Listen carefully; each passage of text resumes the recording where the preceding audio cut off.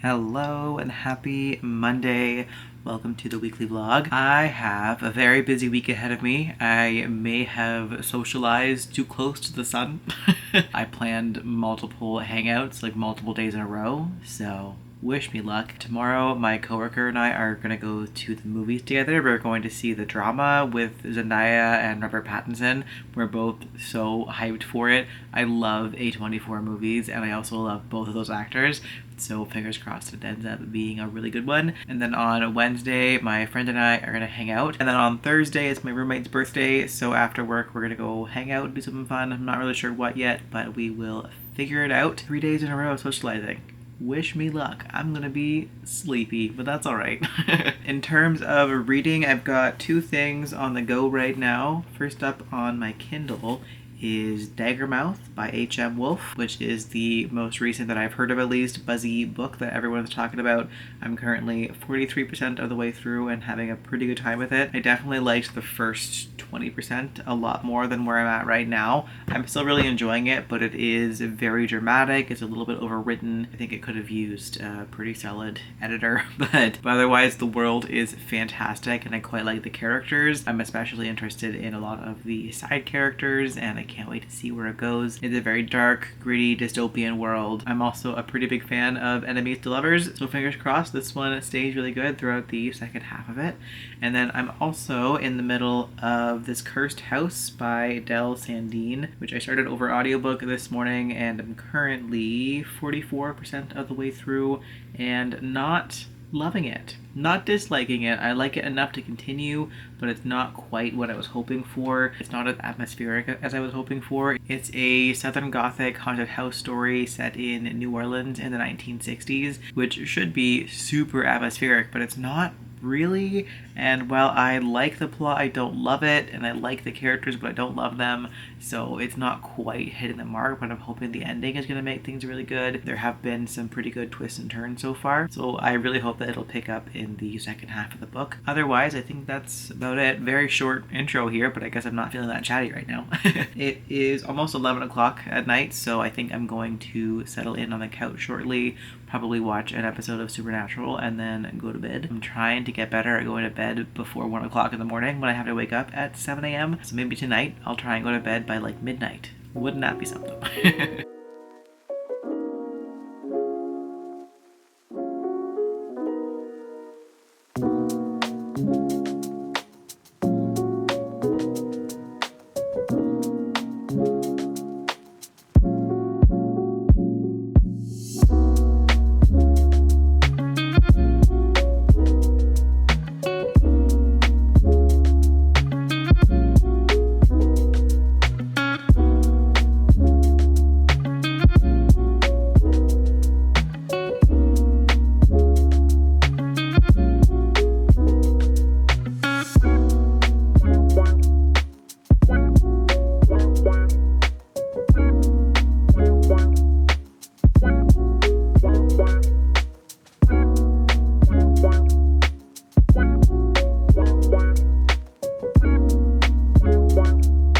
So, we got robbed at work yesterday.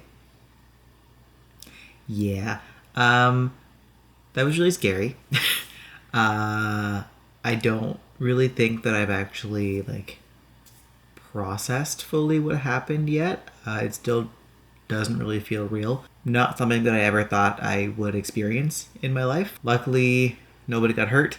There was, this glass just shattered and flying everywhere, but no one got hurt. It was just me and 2 other coworkers at the store. My boss was out for his lunch break. Unfortunately, though, there were some customers in the store. I was with them. It was a couple, and we were in the back of the store doing a passport photo for their 2-month-old baby when I just heard this huge crashing sound. And I was like, what the fuck is that? And whipped my head around, looked over, and I saw a man in a ski mask coming towards us with a hammer. And I was just like, oh, okay, we're being robbed. All right. And I grabbed my phone right away to go and try and call the police, and just grabbed the parents, told them to grab their kid, brought them right into our back room that's behind a locked door, and I told them to stay there, and I just had to sit there and listen to glass cabinet after glass cabinet be shattered, and I had no idea what was going on. There's no window in the back room, so I couldn't see out into the store. I didn't know where my coworkers were. I didn't know if there were other customers in the store. I had no idea what was going on. I just heard shattering glass over and over and over again, and I was trying to call the police, and my hands kept fumbling. My hands were shaking too badly to try and dial.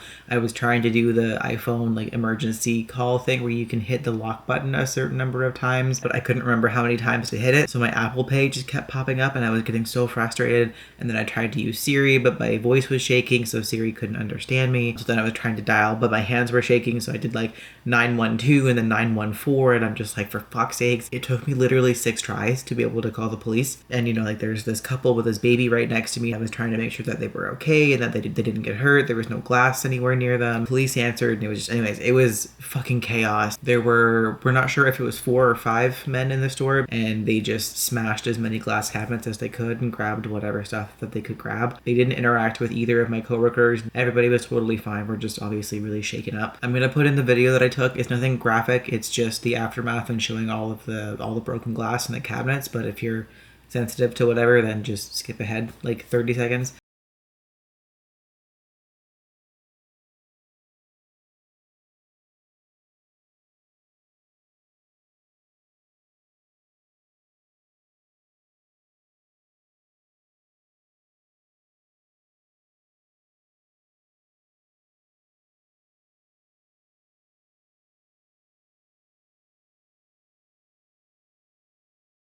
They did a lot of damage in a very short period of time. The police showed up really fast, actually. They were there after about 5 minutes. This is honestly the only positive interaction that I've ever had with the police in the city before, so that was nice at least.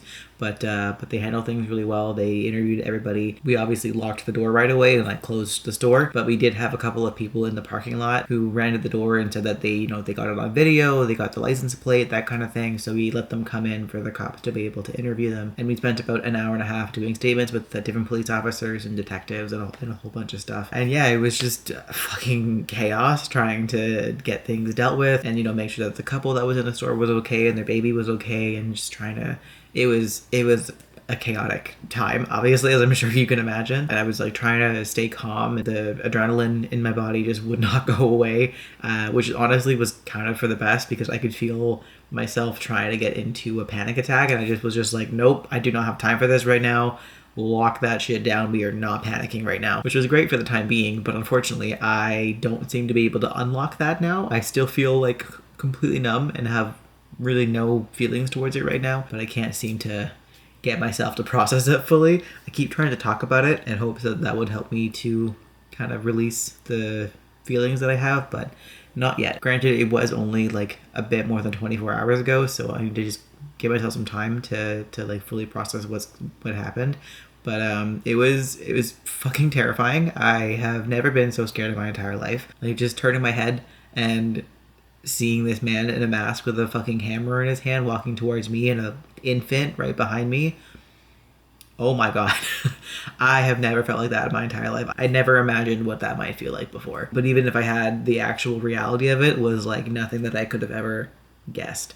That was so scary, and I'm so grateful that nobody got hurt. A few people from our head office came rushing down right after it happened. They all live in different cities, but they all got here as fast as they could, and just before we left for the day, they let us watch the footage of it, the security footage from our store. They did tell us that we might not want to, but we asked if we could see it, because the 3 of us that were there, like, we all thought that it might help us kind of process things a bit better if we were actually able to watch the video and see what happened, because our sense of time was so warped. My one coworker thought that the robbers were there for like a full 10 minutes. I thought it was about 5 minutes, but the reality of it was that they were only actually in the store for about 90 seconds. So watching the video footage of it actually kind of helped us all piece together what actually happened, which I honestly so appreciate that they let us watch that, because like in my head, the moment where I looked over and I saw the man coming towards us, that felt like slow motion. So for me, in my head, I felt like I had been watching that man come towards us completely frozen for like a full minute. I felt like I had just stood there completely frozen, not doing anything, not reacting, not trying to move, not trying to protect the people behind me. I felt like I just stood there and did nothing.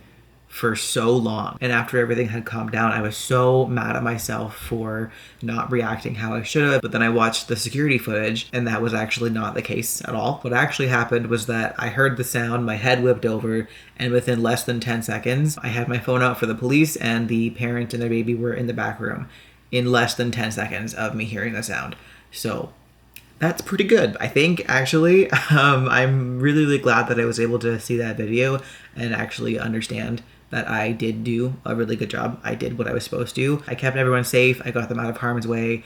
I kept them in the back room even after the robbers were gone, just because that was the safest place for them to be, was away from all the glass. So yeah, it was nice to see that I did actually do what I was supposed to do, and I actually handled a crisis pretty well, and I'm kind of proud of myself for that, actually. I could have gone my whole life not knowing that, but I am glad that if I had to experience it, happy to know that that I did do a pretty good job in how I responded. So look at me go.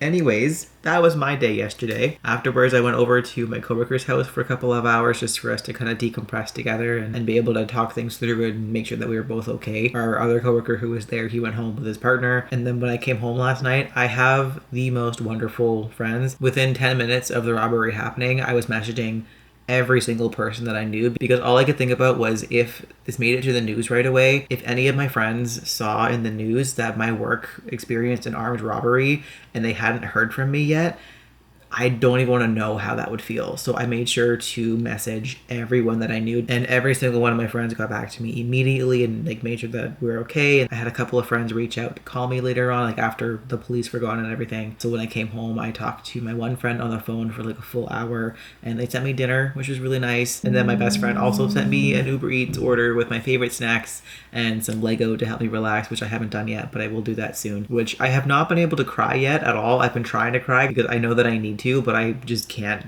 cry at all. But the very few tears that I have managed to shed have been when I got the text that my best friend was sending me a whole bunch of snacks that she knows that I loved. So that was very sweet of her. And yeah, I just talked to a whole bunch of people. I was trying not to kind of be by myself for the night. And then after everybody else had, gone to bed, I was up way too late. I did not sleep very well at all last night. So I stayed up way too late and watched Mamma Mia and obnoxiously sang all of the songs at the top of my lungs. It was great.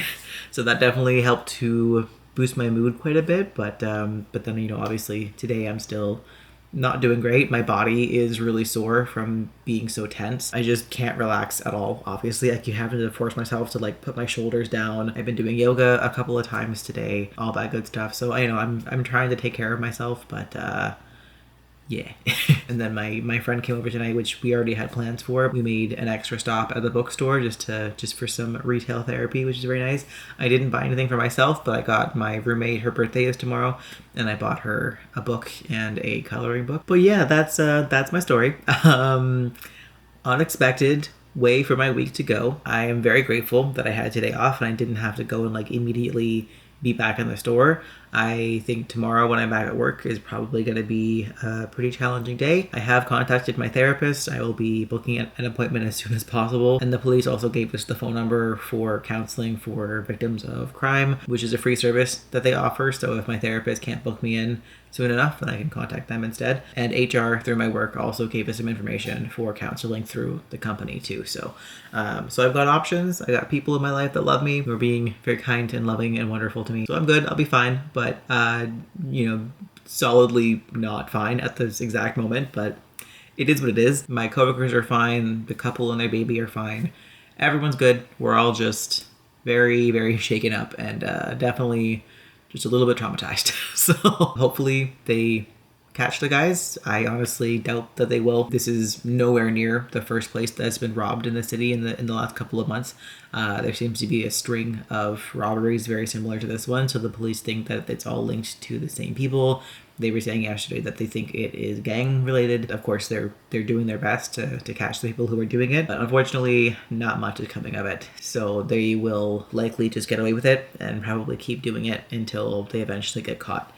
But it is what it is. Anyways, I'm gonna move on from this very heavy topic and let's just talk about some books. Not that I have much to talk about. I think since we last spoke, I have read a singular chapter of Daggermouth. Daggermouth is what I meant to say. So I am now 47% of the way through. I am not really able to focus right now, so I was trying to read a little bit earlier and really didn't absorb anything that I read. I think I only got through maybe half a chapter, but I did finish the audiobook for This Cursed House earlier. I haven't put it through Kapal yet, so I'm not sure on what the rating is going to be, but I'm thinking it'll probably be probably a 3-star, to be honest. This was fine. It was mildly interesting. The characters were okay, but everything was pretty surface level for me. There was nothing about it that really caught my attention or wowed me in any sort of way, but it was decent, good concept, okay writing. I don't really have any strong feelings towards it either way. So I guess not much of a reading update, but at least there's something. I'm probably going to bed very shortly, so I'm not going to start anything new tonight, but I do want to at least get an audiobook picked out for me to start tomorrow morning while I get ready for work. No idea what yet. I'm going to look at my TBR for the month and see if there's anything else on there that I can try and squeeze in before tomorrow ends. But I don't really know what I'm in the mood for. Definitely something light and fun, I think, would be a good idea. Some good old escapism, probably a wise choice. So I'll look for something like that. I'll let you know what I pick, and we will chat later on.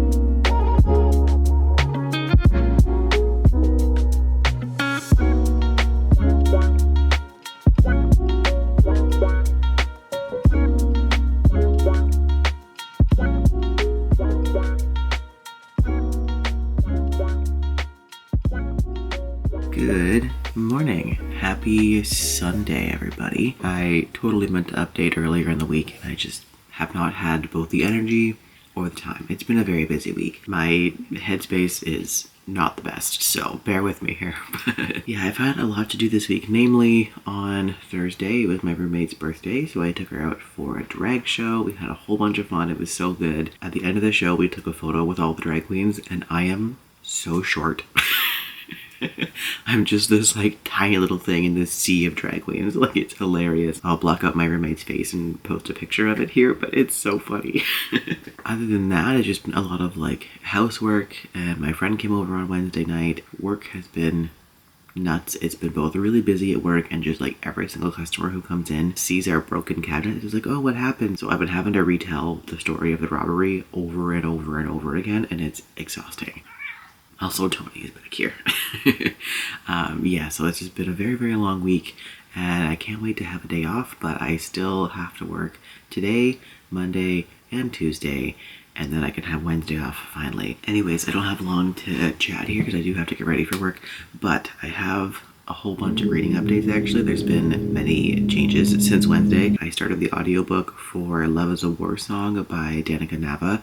swiftly DNF'd that one. Not the book for me. I do like books where the main character is quite flawed and has things to work on, of course. I don't like, a perfect main character. That's boring. But what really irritates me is people who can't take accountability for their actions. And while I'm sure this main character would have eventually learned to do so, the way that the book started with her not at all taking accountability really irritated me, and I was not vibing with it. I'm putting a temporary hold on Daggermouth. It could just be my mood. I all of a sudden really stopped enjoying it, and I couldn't tell if it was actually the book or if it's just my headspace right now. I'm not really enjoying much of anything at the moment, but I've already read like 300 pages of that book, so I do want to at least give it a shot again later on. So I put that one on pause for the moment. And so since I no longer had an ebook on the go, I needed to pick a new one, and I picked up We Are Legion, We Are Bob by Dennis E. Taylor, which I am now 23% of the way through. This is so much fun. It's exactly what I was looking for right now.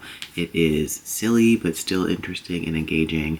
It is a sci-fi where a man in the present day or present-ish day comes into some money all of a sudden, and he chooses to kind of purchase his end of life plan, where whenever he dies, he is going to be cryogenically frozen and brought back to life at some point in the future whenever they figure out how to do that. But right after signing those papers, he ends up being hit by a car and dies immediately after signing those papers, basically. And he wakes up a bit over 100 years in the future as a robot, and he's going to be sent out as a space probe trying to find new planets for humans to live on. It is very funny. I love the characters. It reminds me of Murderbot if Murderbot had a more positive disposition, basically. So I'm definitely having a great time with this book so far. And then lastly for right now, I started and then finished the audiobook for the Vanishing Cherry Blossom Bookshop by Takuya Asakura, which is a magical realism book translated from Japanese about this magical bookshop, which only appears if somebody happens to read the exact same book, the exact same passage at the exact same time as the owner of the bookshop, at which point they get transported to the bookshop where they can meet with somebody in their past who has passed away, and they can kind of have one last conversation with them. This was lovely. It was such a beautiful story. It's 4 little mini stories within this book. The story with the old man who's going through dementia, by far the best one. That part of the book had me bawling my eyes out. The other 3 stories were also lovely, but that one definitely stood out as being the best one. I haven't put it through Copile yet, but I'm thinking it'll probably get a 4-star. This was just such a wonderful book. I think if the other 3 stories had the same emotional impact as the one with the old man, it would have gotten a 5-star for sure. But while I enjoyed the other 3 stories quite a bit, they just didn't have the same emotional impact as that one did. But either way, it was still phenomenal, and I'm so happy that I picked it up. This was such a good one. So now I need to start a new audiobook, and I've just taken out the audiobook for Violet Made of Thorns by Gina Chen. This one has been on my TBR since 2022. This one says it's a darkly enchanting fantasy debut about a morally grey witch, a cursed prince, and a prophecy that ignites their fate-twisted destinies. Perfect for fans of The Cruel Prince and Serpent and Dove. This one might be a hit or miss. We'll see how it goes. I feel like a younger me would have loved this book, but my current preferences, I might not. So we'll see how it goes with this one. I do love a good morally grey character if they're actually morally grey, so we'll see if this one actually hits the mark with that. I'll be starting the audiobook just in a few minutes as I'm getting ready for work, and I'll let you know what I think of it once I have some thoughts, but I do have to go and get ready for work. So I'm gonna go do that, and we'll chat later on at some point, either tonight or tomorrow.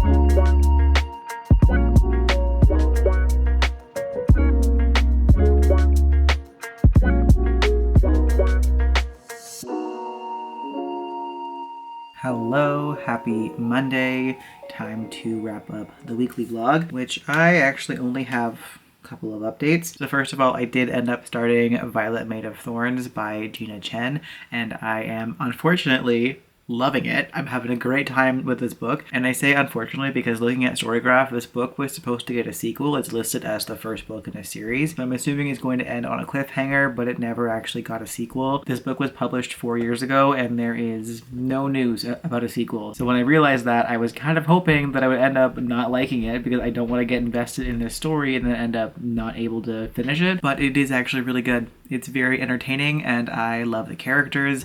The main character and the prince hate each other. They have this constant banter. They're just always bickering and at each other's throats. It is so fun, and I'm loving every second of their interactions.